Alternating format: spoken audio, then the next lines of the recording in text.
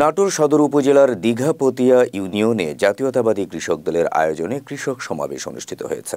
বৃহস্পতিবার বিকেলে নাটোর সদরের ৩ নং দীঘাপতিয়া ইউনিয়নের করটা কেন্দ্র ঈদগাহ ময়দানে এই কৃষক সমাবেশ অনুষ্ঠিত হয়।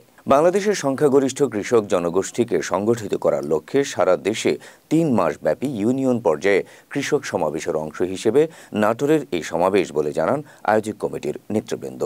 এ সময় উপস্থিত ছিলেন বাংলাদেশ জাতীয়তাবাদী কৃষক দলের কেন্দ্রীয় কমিটির সহসভাপতি ও বিভাগীয় কৃষক সমাবেশের বাস্তবায়ন কমিটির আহ্বায়ক মামুনুর রশিদ খান, বাংলাদেশ জাতীয়তাবাদী কৃষক দলের কেন্দ্রীয় কমিটির সাংগঠনিক সম্পাদক ও বিভাগীয় কৃষক সমাবেশের সদস্য সচিব শফিউল আলম শফি, কৃষক দলের নাটোর জেলা শাখার আহ্বায়ক হাসান আলী, সদস্য সচিব আবু হেনা মুস্তফা কামাল, যুগ্ম আহ্বায়ক শাহাবুদ্দিন সাবু সহ বিভিন্ন ইউনিয়নের নেতৃবৃন্দ।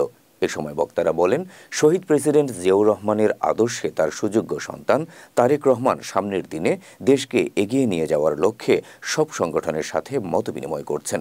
তারই প্রেক্ষিতে তার নির্দেশনায় প্রতিটি জেলা, উপজেলা ও ইউনিয়ন পর্যায়ে কৃষক সমাবেশ হচ্ছে। এই সময় সবাইকে আগামী নির্বাচনে বিএনপিকে ভোট দেওয়ার আহ্বান জানান বক্তারা।